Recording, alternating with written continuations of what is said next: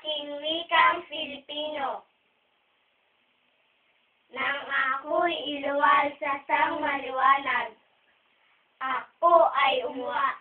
Hindi ba ang uha ay simulang pantig na magandang wika?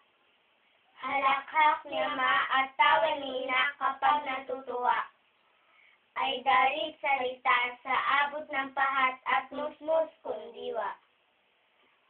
Nang mang ilang buwan, dila ko'y kumilos. Daday.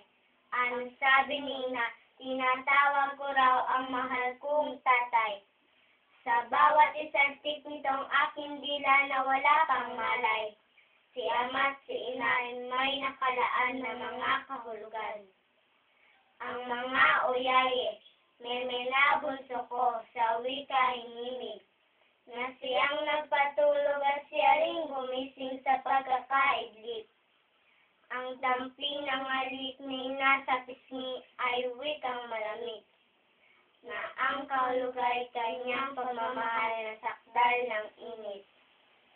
Sa parinig at pantig ay siyang salita na may kahulugan, naging pangungusap na kahit may klima diwa't malaman, at nang simula ng makilahok-lahok sa mga usapan, na ang ginagamit na tulay ay wika ng ating lipunan. Ang lahat ng gusto, ang bawat lalokot mga kailangan, sa bisa ng wika'y naisasabi ko sa dapat pagsabihan, at nang itong puso'y may napiling isang pinag-uukulan, sa bisa ng wika'y naipagtapat kung siya'y minamahal. Kung wala ang wika, papaano tayo mag-iintindihan? Sa buong daigdig, paano lalaganap ang katahimikan? Ang rekonsiliasyon, paano magaganap kapag may alitan?